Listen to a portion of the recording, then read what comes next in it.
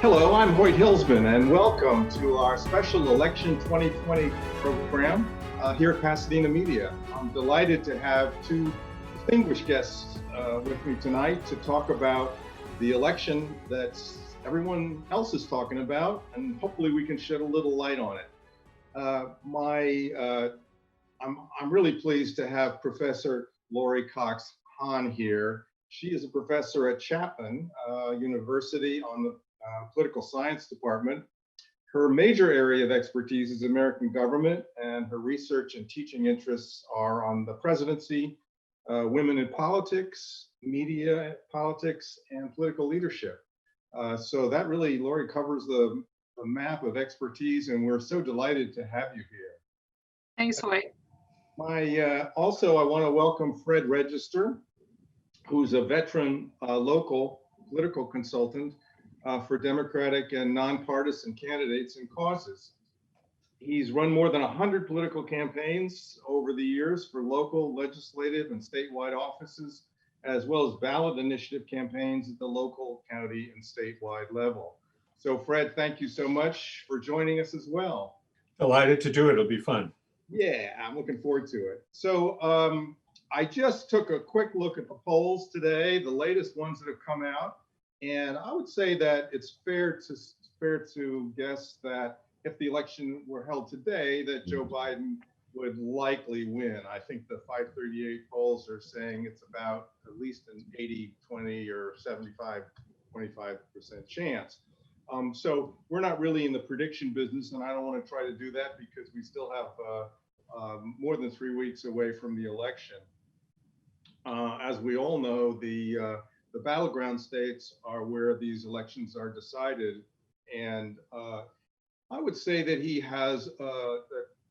Vice President Biden has a strong shot in a number of states that we saw the president win last time around, and some toss-ups and close ones in some other states. So one of the things that's been happening, as those of you who watch the news or just hear it through friends and neighbors, is all the developments that have been happening in the last couple of weeks, the debate, the Supreme Court appointments, the president and many in the White House coming down with COVID. So in many ways, this is really an unusual election, and I know that both sides are pretty enthusiastic about it. And there seems to be a lot of drama, and with the help of cable news and the internet, there's a lot of activity and talk. But Professor Hahn, I mean, I know that people talk about this election as being unusual and historic, and I think that's probably true. But as an expert on the presidency, I'd love to get your thoughts on how this is different and how this is maybe in some ways similar to the kind of political dynamics that we've seen in the last 20 or 30 years. Well, I would start by saying that, just cautioning everyone on the polls and say, remember 2016. Yeah. And certainly people had predictions that were, not giving Donald Trump any chance to win, and he won nonetheless. And in terms of the political environment right now, I would say that it is fluid day to day and a bit volatile, simply because we've never seen a president like Donald Trump. I mean, from an academic sense, and this is how I use this word, he's definitely a disruptor, first as a presidential candidate and as president. I mean, he was elected on an anti-establishment wave, and I think that support for anti-establishment is still out there, certainly among his supporters, but we see that on the left also. So, again, just like in 2016, Democrats have nominated someone who is very much an establishment candidate. And so I think that keeps Trump maybe more competitive than some people will give him credit. I mean, I can give you a scenario, where either Biden wins the Electoral College or Trump wins the Electoral College. But I think this one is going to be the most difficult to predict of any presidential campaign, certainly in my lifetime. Do you,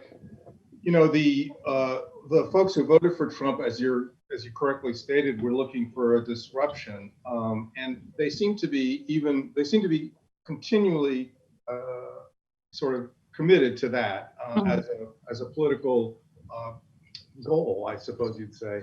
And that's something that I think has grown over the last 10 or 15 or 20 years as a movement, the idea of disruption as a political goal.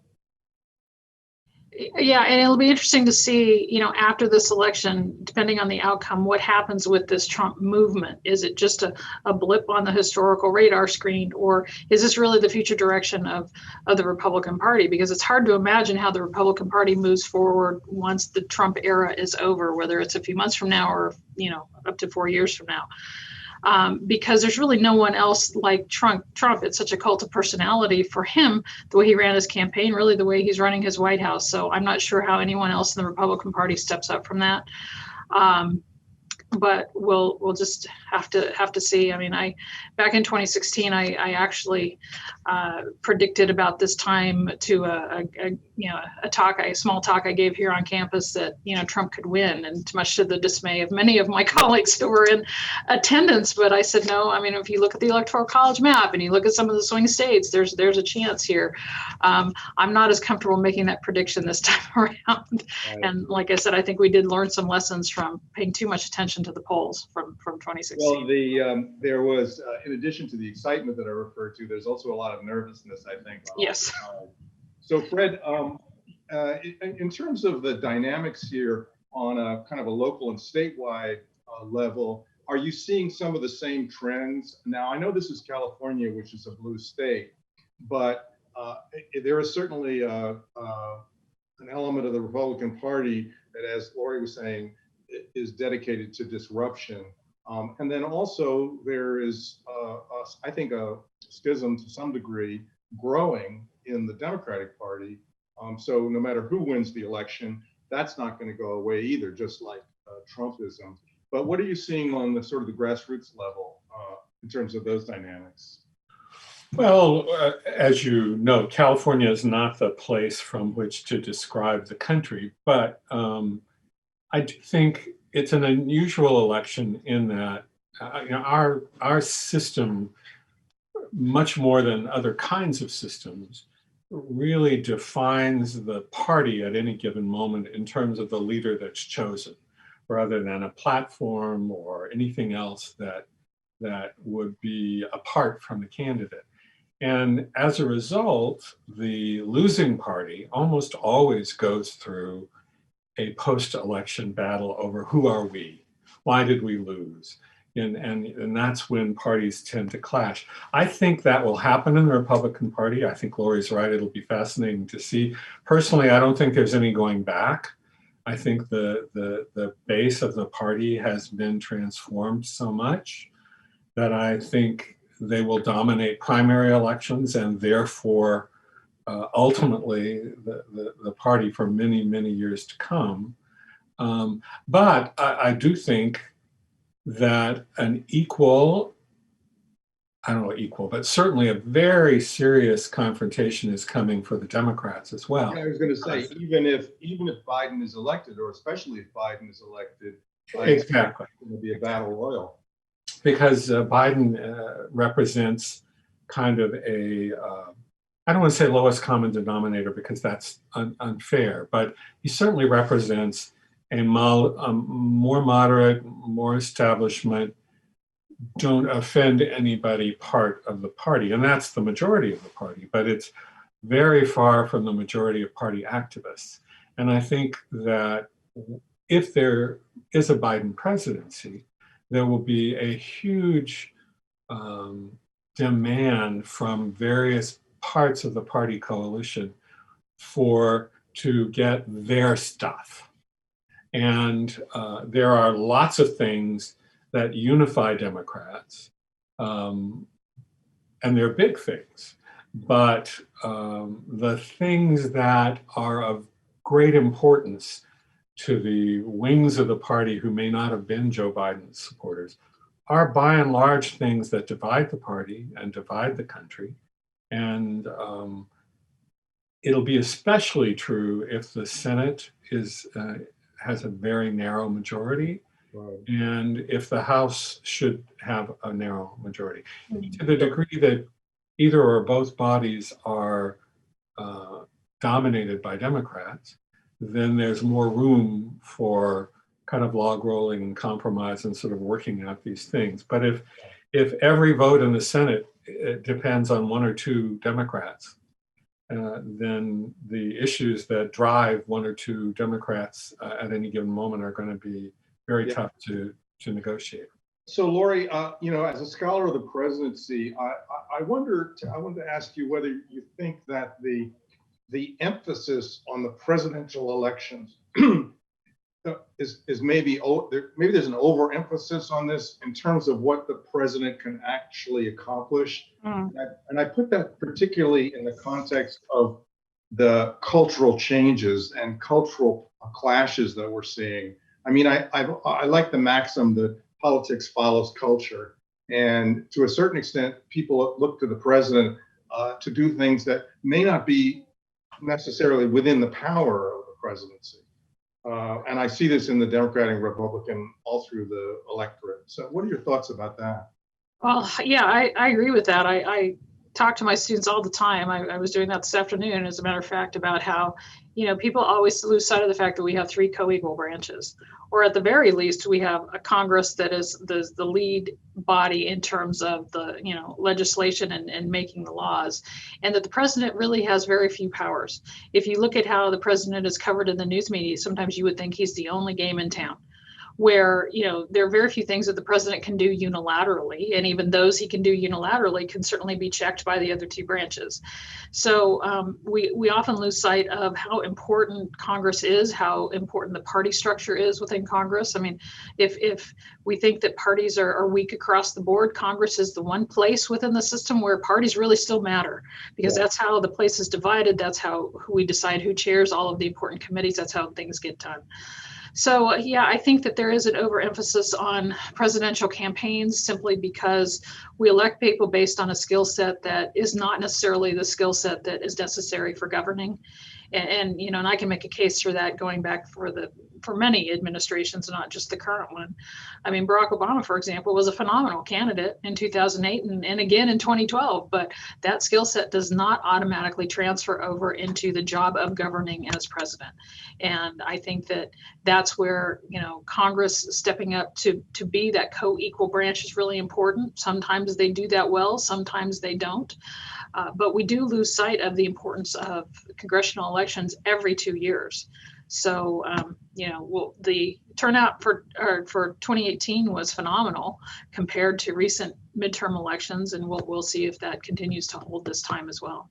Could you say? Hoyt, I would say I agree with everything that Lori said, but I have to say, whatever history's verdict is on Trump, he has transformed the presidency. And I don't think it will ever be quite the same again. It's true that the powers that have evolved are limited, but it's also true that there's been a generations-long move toward a more powerful presidency, and that Trump has just shown us for 4 years that a president can ignore, indeed run roughshod over gleefully, every norm, every sort of boundary that has been erected, and not only get away with it, but thrive to a certain degree. So because he's done that, and because he's such an outsized personality and media figure, I think he's made presidential elections even more important, and to some degree, even a leader of culture rather than a follower. I mean, this whole sense of who Trump is and how he operates was beyond the pale 5 years ago.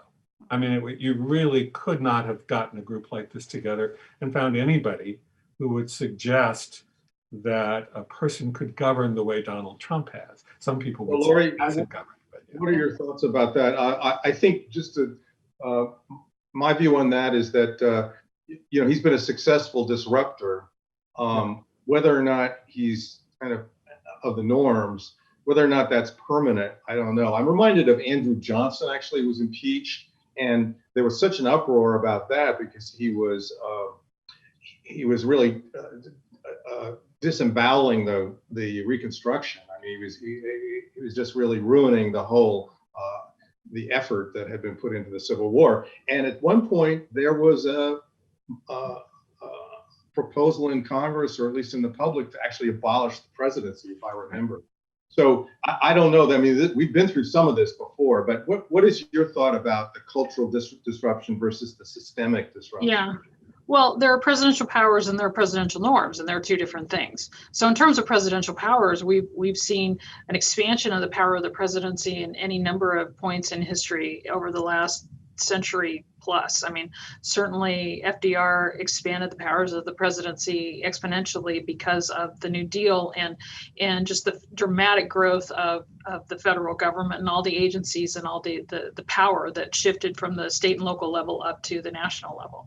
Then you've got the continual expansion during the Cold War in terms of, the growth of the Defense Department and everything that went with that in the 40s and 50s and into the 60s.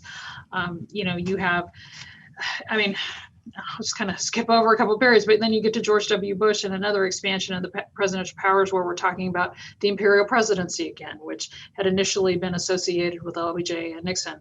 And one thing that we do see is that when presidential powers expand, we're not going to have a president that's going to suddenly give those powers back. I mean, that's just not going to happen. And so we even saw some of those things, with Barack Obama when he ran in 2008 and he said, I'm going to do all of these things. Well, he found out very quickly. For example, he didn't get a chance to close Guantanamo Bay. And also, one of the things, hangovers from the George W. Bush years that continued was extraordinary rendition. I mean, that continued. The use of drones continued, much to the dismay of some of his core supporters, because those are not the kinds of powers that just go away. In terms of the norms, though, we've been having this conversation now for almost 4 years about Donald Trump, is whether or not he's presidential.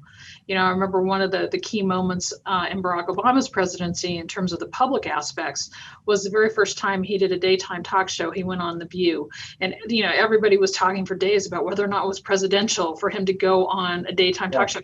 It seems so quaint now in comparison to what we talk about with Donald Trump.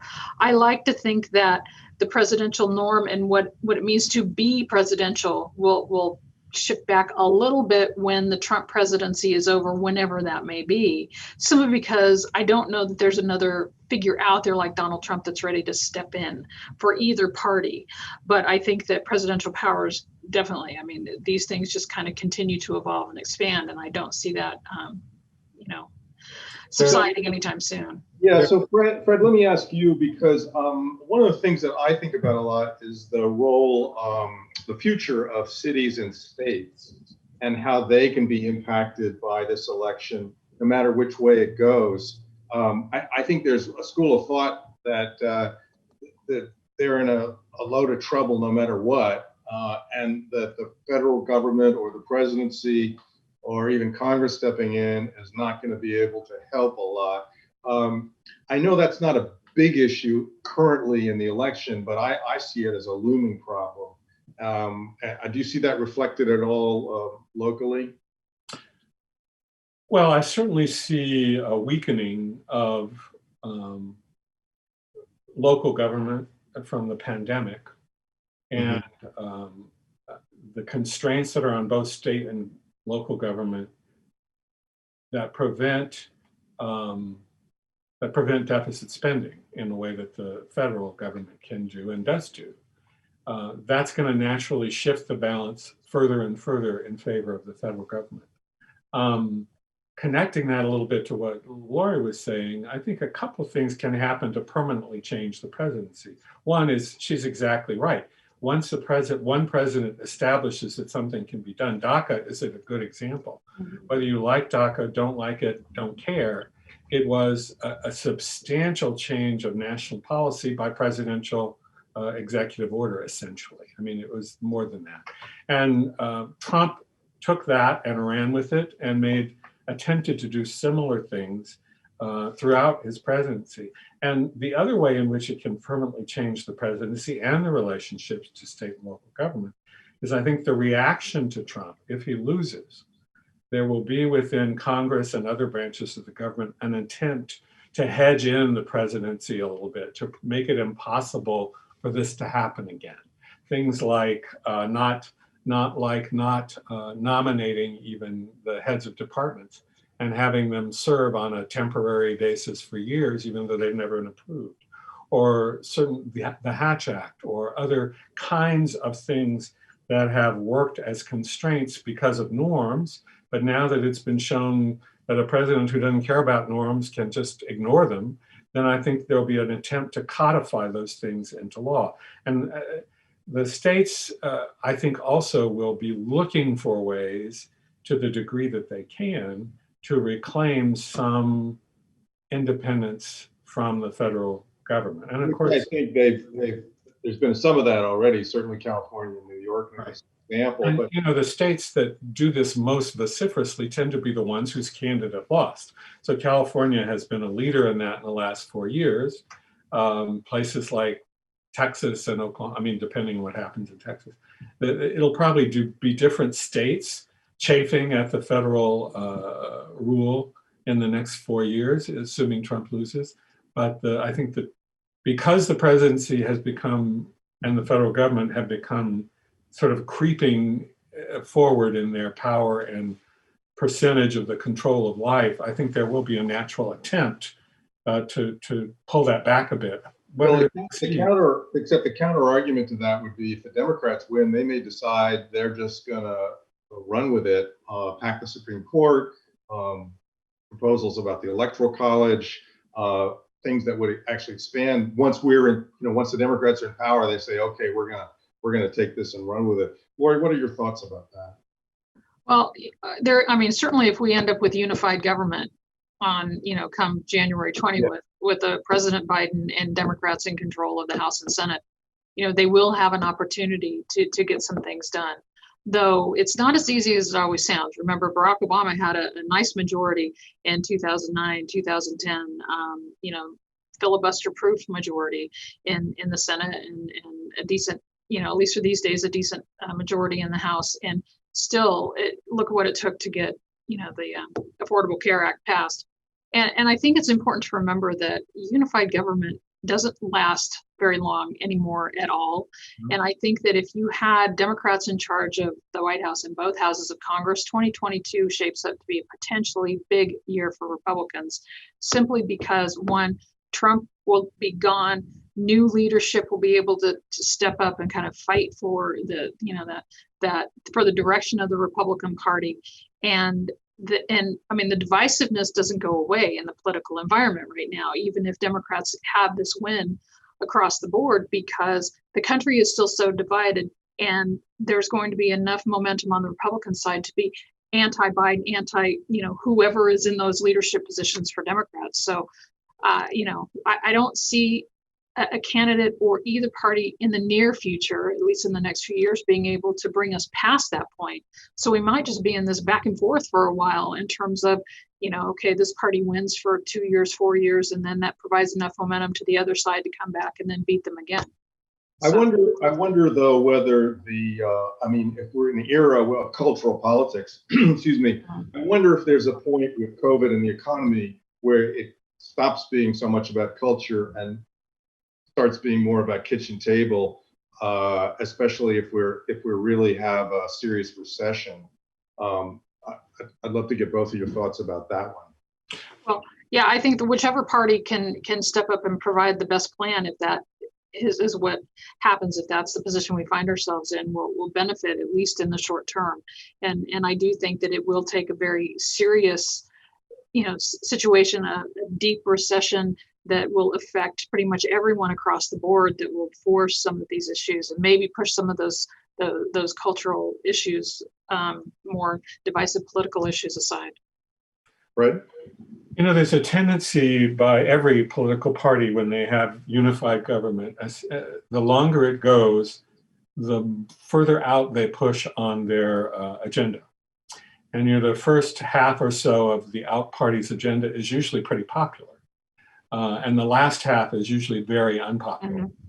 And so the question for the Democrats is whether they use, if they get it, is whether they use the 2 years that they might have to make some major reform, like, say, the Affordable Care Act, or whether they use it in fighting over process.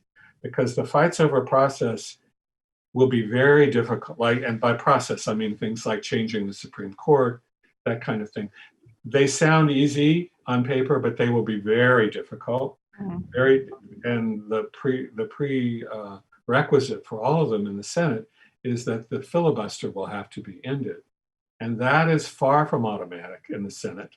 There are, depending on the size of the Democratic majority, there may simply not be enough votes to do that. So it would be quite easy for a Democratic period of ascendancy to dissolve into controversial efforts that are seen as overreach. And I think the Biden challenge will be to use that majority to try to keep the focus on kitchen table issues, on things that feel to average folks who are not politically obsessed, like genuine efforts to help not only them, but to help the whole country. And any party trying to do that runs into real headwinds among its own people. So that I think, if Biden wins, will be his big challenge. And let me shift a little bit here, and Lori, ask you. One of the things that's been talked about a lot is the gender gap in voting, and also the ethnic gap in terms of whites versus blacks or Latino voters. Is that something that, and the way it impacts both the Democrat and Republican Party, is that something you see that is going to continue, that kind of coalition, or is that just a Trump phenomenon at the moment? Well, in terms of the gender gap, there were predictions that it was going to be 25, 30, possibly higher points in 2016, and it turned out that it wasn't. It was basically the same that it had been in the previous few elections, because when you look at the women's vote, there's so many different subgroups in there. Women are not a monolithic voting bloc. So you have some of the other demographics that come in and play a role. So, married women or white women may still vote for Trump in similar numbers that they did in 2016. It's hard to predict that at this point. In terms of, Black voters, Barack Obama had record level turnout and support among Black voters in 2008 and 2012. And that was very important for him and able to win states like Ohio or North Carolina, because that extremely high turnout and support in urban areas kind of pushed him over the top. The Obama campaign was able to run up the score in those areas, which allowed him to, that compensated for the fact that he was losing in the red parts of those states, and then he won those states. Hillary Clinton showed that she couldn't hold the Obama coalition in 2016. It's one of the reasons. There are many, many reasons. We could spend a lot of time talking about why Hillary Clinton lost. But that was one of the factors. And so if there's even a slight drop off in terms of what are normal Democratic turnout numbers and support among Black voters, then, that could affect Biden in a few of these key swing states. So we don't know. Polls are indicating that maybe, a slight uptick in support of Trump. It doesn't seem like a lot, but there are certain states where it matters. Sure. In terms of the Latino vote, it's even more interesting, because there are states that, potentially Florida, where this could be huge. So even if Trump just increases his turnout, his support among Latino voters, maybe 4 or 5%, that could swing one of these really close states. And so that's one of the reasons why, polling is, take it with a grain of salt, because if there are what some political scientists call still a lot of shy Trumpers out there in terms of the polling numbers, then we're not getting very accurate numbers at all.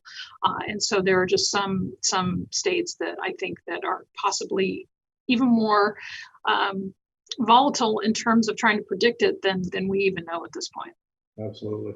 Fred, let me ask you, the young voters now, compared to 2016, first of all, this is the largest generation in history, in American history, of young people.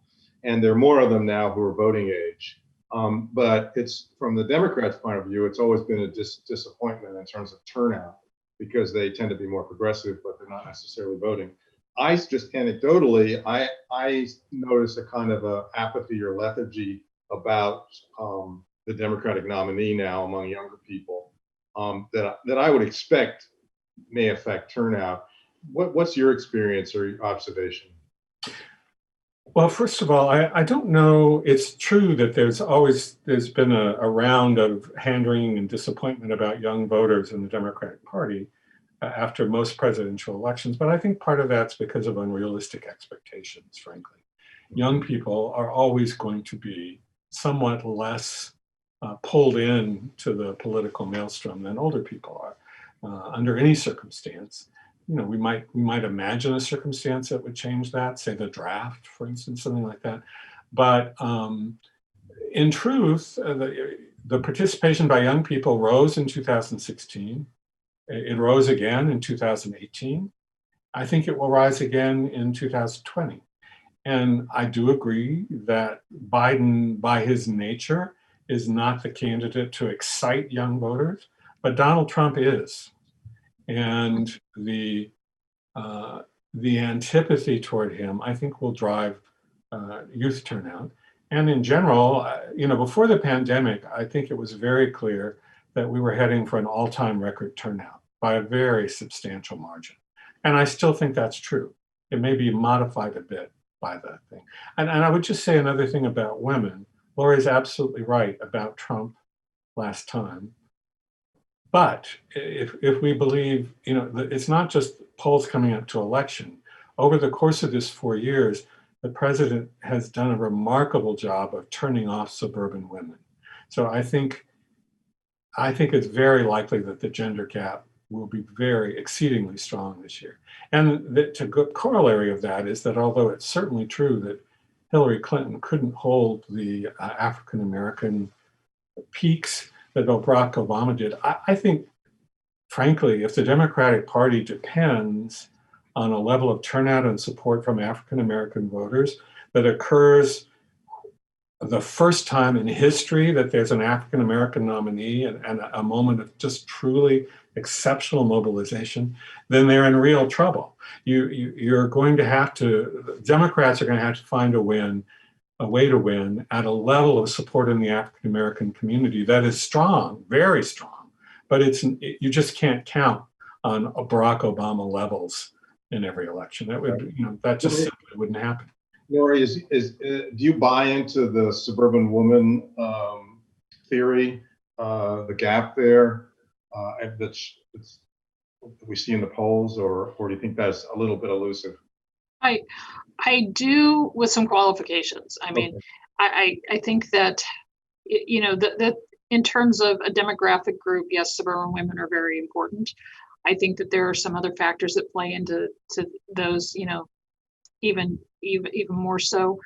I think that, in terms of the Democratic Party right now, they do have a problem with an enthusiasm gap for Joe Biden. And, he's just not generating the kind of enthusiasm that we've seen, with other candidates in the past.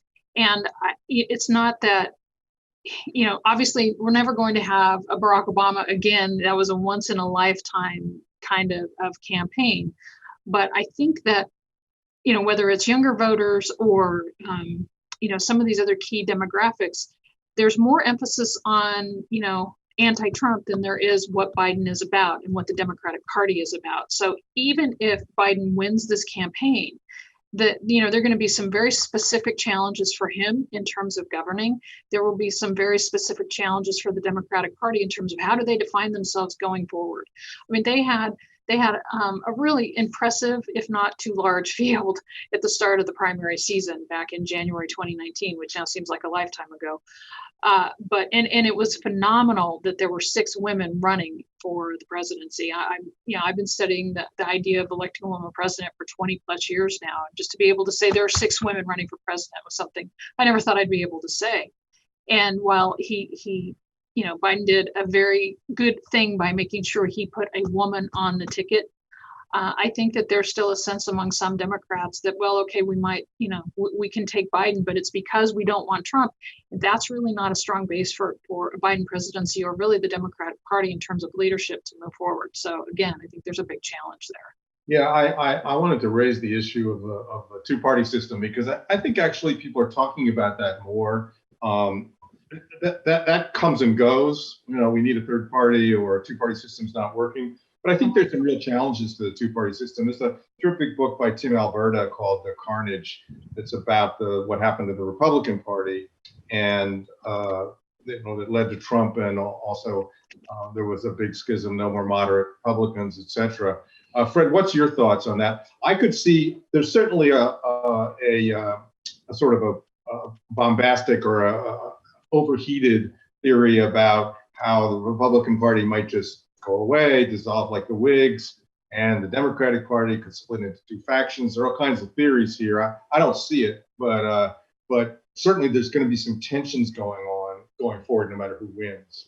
So, yeah. Well, normally in our system, the way that kind of major change occurs typically is around a third party movement that does not win, or even very rarely, except for very rarely, come really close. But what it does do is provide a home for people who are leaving a particular party and who ultimately are going to be absorbed into a new coalition. So that's sort of what you would expect from American history, rather than, say, the collapse of the Republican Party. But I think one of the things that's changed is, American politics used to be much more regionally based than it is now. It's still very regional, but the parties could be radically different in one state and in another state. Now, the process has been nationalized to such a degree that I think the changes are going to come nationally. And whether a third party movement can emerge and capture that, I'm very dubious of. I think you're more likely to see the Republican Party. It's not about will they change, they have changed. This is not the party that nominated George Bush, the senior. This just isn't the same party. And the Bush family is virtually persona non grata in the Republican Party that they dominated for 20 years. So I think it's quite possible that you'll see a similar kind of transformation of the Democratic Party in response. On the other hand, what you could see is the Democratic Party, and this is sort of what Biden has tried to do, you could see the party sort of expanding its edges to pull in those formerly moderate Republicans, and trying to hold kind of a supermajority together. Unfortunately, supermajorities in American politics don't tend to last very long. Lori, what about that, the two-party system? Well, whether we like it or not, I think we're stuck with it. I've never been very bullish on the idea of a third party will come along and be the savior of American politics. If for no other reason, our Constitution just really doesn't allow for it. In the very simple fact that we have single member districts in the House of Representatives, and we have winner take all elections across the board. So, you can win by 50.1%, but if you're in the 49.9% that loses, you get zero representation.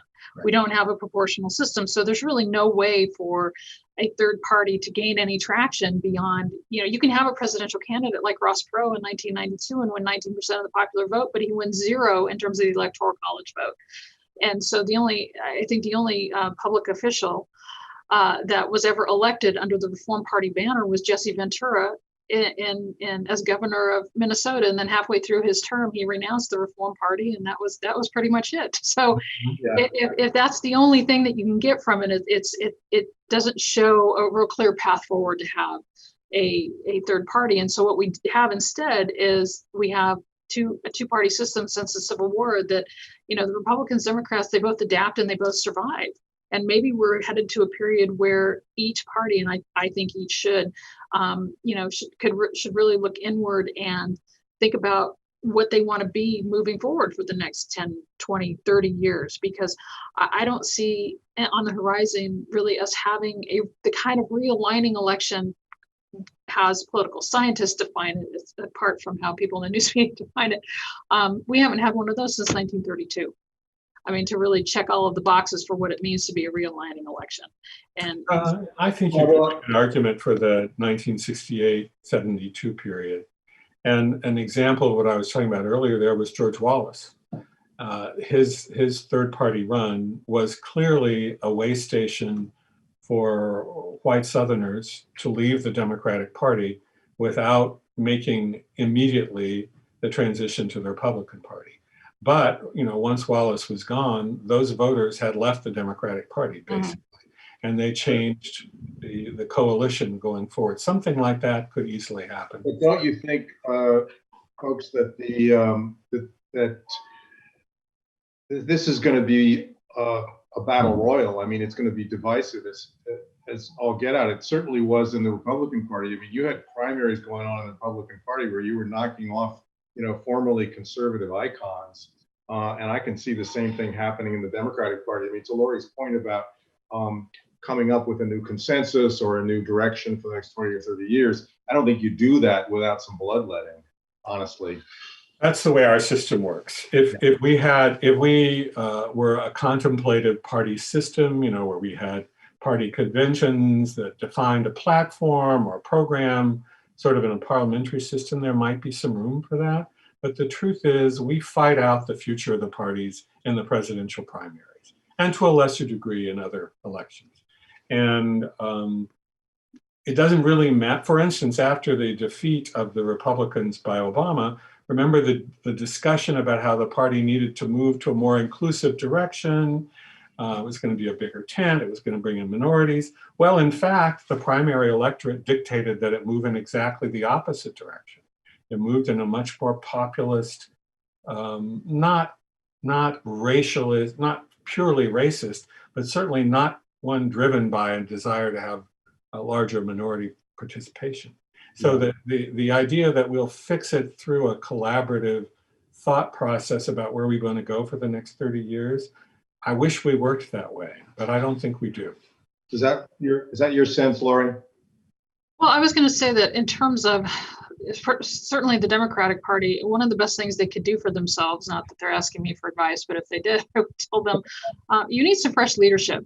If you do elect Joe Biden, he's basically the age now that Ronald Reagan was when he left office in 1989. You've got, you look in Congress, you've got Nancy Pelosi, Chuck Schumer, Steny Hoyer, Jim Clyburn, Dick Durbin. You need some new leadership, because if you get voters that will support you this time around just because they hate Donald Trump, you don't have the leadership in place to keep them in part of your coalition moving forward, which is why I think that if the Democratic Party doesn't make some of these substantial changes, then 2022 sets up to be a particularly good year for the Republican Party, and back and forth we go. I think it needs to be a combination of who the leaders are in the party, but also what are some of the issues. I would say that if Democrats really do, if they have the majority in the House and the Senate, and they have the White House, and they're going to push through, packing the Supreme Court, I don't see how that's a winner for them at all, because that issue will not make a difference to average Americans who are looking at their tax burden, who are looking, at an economy in recessions, trying to recover from COVID. I mean, how does packing the Supreme Court address anything that I think we will be facing come January and for many, many months, if not years? So if Democrats do win this election across the board, they have a very small window of opportunity to move forward in a positive way. And it's got to be something different than what we've been doing in recent years, because there's a reason we are in this situation with the divisiveness. And it's not just Donald Trump. I've said for a couple of years now, Trump isn't necessarily the problem. He is a symptom of the problem that I think that we have been facing for 25 to 30 years. Yeah, I have a little bug, and this is for another time, but I feel like my generation of baby boomers, there's a great book called The Hoarders, and I feel like that's what you're seeing in the leadership of the Democratic Party. We're just kind of holding on. And, there's a whole level of talented folks, many of whom we saw on that presidential stage, who should be stepping up. They're much more in tune. But us baby boomers, we just keep hanging on by our fingernails. Let me turn to the Senate a second, because that's an important one, too. And again, it may not be, if you have a so-called unified government, but a 50-50 or so in the Senate, which is, that's probably, from the Democrats' point of view, one of the best scenarios. The Senate races, and you mentioned this earlier, Fred. Typically, these are very kind of regional, at least statewide, and not necessarily fully nationalized. But it seems also that there's more and more nationalization creeping in to Yep. these Senate races. I mean, if you look at Susan Collins, for example, I mean, she's probably done a lot for the people of Maine, and she's pretty reasonable and effective legislator. But because of the Kavanaugh hearings and some of the other things, she gets slammed. And I don't know that it's necessarily justified, but that's just kind of the way it is. What about that nationalization of the House and of the Senate and the House too? I don't, there probably is, there probably are one or two senators still, Joe Manchin is an example, who have managed to survive despite the change in their states. In other words, sort of Trump-style Republicans in a blue state and, you know, more liberal Democrats in a red state. But there aren't many. And they're shrinking with every election.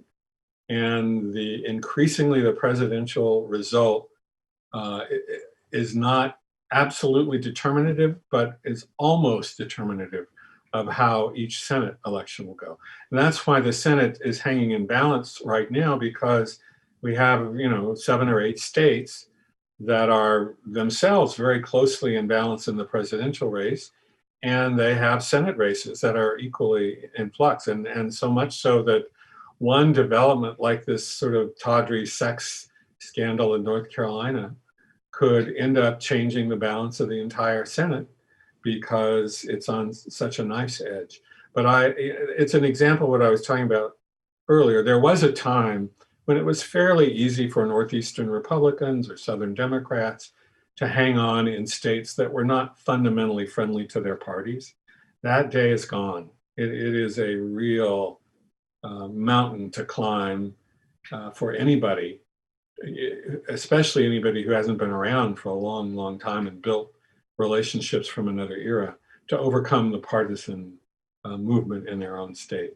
Lori, is there a silver lining to the kind of not stalemate is probably the wrong word, but the close divisions in the Senate particularly? Is there anything good about that? Because this is what the people have voted for in a democracy. You know, they've voted for this highly divided and partisan Senate. Is there anything good about that? Well, from the perspective of, you know, the framers of the Constitution, you could say that they designed a system that was based on gridlock and incrementalism. They weren't looking for something that would be you know, destabilized very often by a supermajority coming in and taking power. That was really the whole idea behind the checks and balances and separation of powers. But I think that right now it does feed into this hyperpartisan political environment that we have, the divisiveness. You know, it seems like there's no getting past how we are so divided and at odds. It's something I talk with students about, and I explain it as it's kind of a theory that I've developed mostly in teaching media and politics for these last many years, and it's what I call the ESPN effect of politics.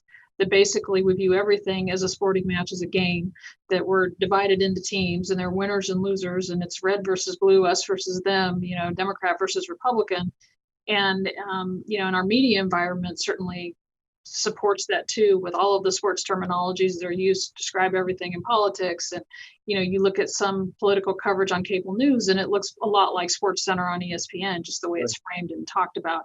And it doesn't really leave any room to ever, you know, have a bipartisan effort. You know, we hear politicians talk about the need for bipartisanship, but our media environment that is such a driving force in our politics doesn't allow for that. So I don't even know where we go to have those conversations and to break through that. And sometimes you have to worry about getting what you wish for. When I was the age of Lori's students, the big complaint about the system was that the Democrats, who were allegedly the liberal party, had a wing of very conservative Southern, you know, old timers that were holding things back. And there were similar complaints within the Republican Party. And that's because the regionalization hadn't been sorted out. The states weren't in alignment. But that's all been sorted out now. And you now have, you have parties that within the legislative bodies are very distinct. It used to be that the leftmost Democrat was the rightmost Democrat was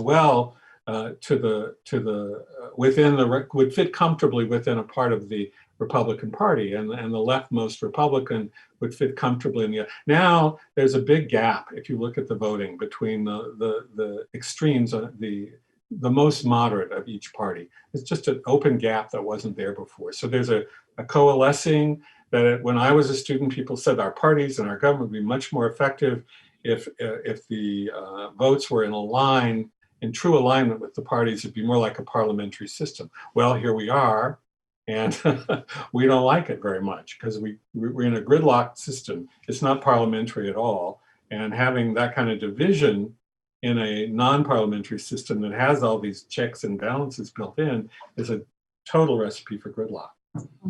Interesting, because I mean, as was a young person in the 70s and late 60s, I saw tanks on the streets of Washington. I saw people read about or saw on TV people were getting shot, students getting shot at Kent State. I saw a lot of division in the country. I saw a lot of violence. I saw assassinations. And compared to that, today it certainly doesn't look the same. I mean, there are divisions, but the levels of political violence are really not quite as high. But it feels different because I did not see the push then for real systemic change that I'm seeing now from, not just college students, but actually working class folks and the populist movement. So it feels different, probably not as extreme in that sense, but sort of more discussion about the viability of the system. Lori, what are your thoughts about that? Well, I think that there's a real opportunity if either party steps up and is the big tent party again, like we haven't seen in a few decades. There's an opportunity to be, the majority party for a while. I'm not sure that those incentives exist anymore, given the political environment, given the media pressures to be so divided. And it's important to remember too that, the plurality of Americans are, pretty much rejecting both parties, that there are more independents now than either Democrats or Republicans separately. And so that's suggesting that, there are an awful lot of people out there that are rejecting either the platform and or the candidates, at least at the national level, for both of those parties. I mean, we came out of an election in 2016 that saw the most unpopular presidential candidate of all time in Donald Trump. The problem was the second most unpopular presidential candidate of all time happened to be Hillary Clinton, not too far behind him. And, we're following it up with Trump as an incumbent and a candidate in Biden who is not exactly reaching out to a broad coalition of Democratic voters. In a positive sense, his overriding message really is, I'm not this guy, the guy he told to shut up on the debate stage last week. So I think that there's a real concern there about, and I happen to think that a big tent approach for both parties where they overlap in the middle, I think works better. But I'm just not sure how we get back there. Fred? Well, we probably don't get back there. We find something new. And often in our history, that's been because of some big external force. A war often changes alignments and feelings in a different way.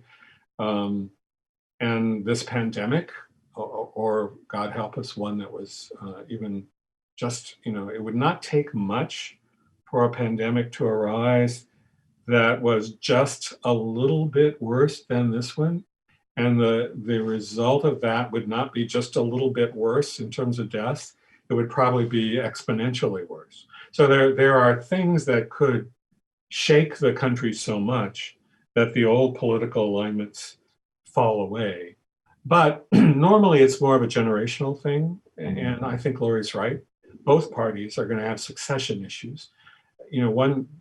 Parties like the one that Trump has built often tend to look to other family members to carry on, a wife or a son or something, because there is nobody else but a Trump. And the Democrats are clearly, most of the leadership of the party is clearly going to be off the stage. Bernie Sanders is going to be off. Kamala Harris is going to be in a natural front-running position because she's the youngest person standing of prominence. But nevertheless, there's going to be a big change, and it'll come very quickly. Well, we're drawing near the close. I wonder, Lori, if you have any final thoughts about this. I don't know that it's been completely downbeat, but I think that you can see some challenges, and I'm sure you talk about that a lot to your students, and they reflect it. I do think that your generation of students is probably facing some of the biggest challenges of the last century. I think about my parents maybe with the war and depression, but this generation, it's awfully tough. It's a slow grind. They're dealing with economic challenges and also all the cultural issues that are swirling around. But your final thoughts for us? I would say that in terms of challenges coming, it's very soon for college age students now, the iGen generation. The challenge is just to get voters engaged and to remain engaged. That's kind of always a challenge for younger voters. I think the challenge there is coming not only in terms of the legitimacy of this election, is it settled on election night, or do we not know for a while? But also then, Biden will definitely have some challenges governing in terms of the public aspects of his presidency and the lack of the enthusiasm. If Trump gets a second term, he's a lame duck once they call the election for him. And I think his party's just going to be stepping over him to move past him as quickly as they can while he's still in the White House. So a lot of interesting challenges ahead. Yes, there are. And I thank you both so much for what is really an enlightening discussion. I'm delighted to have you. If you, the viewers, haven't had a chance to tune in live here, you're going to be able to see this show anytime on YouTube or various social media platforms. You can go to PasadenaMedia.org to find other information about the elections of your local candidate. It's on lots of different social media streaming platforms. We'll have these programs will be repeating through Election Day on the Arroyo channel, which is Charter Spectrum, streaming at PasadenaMedia.org.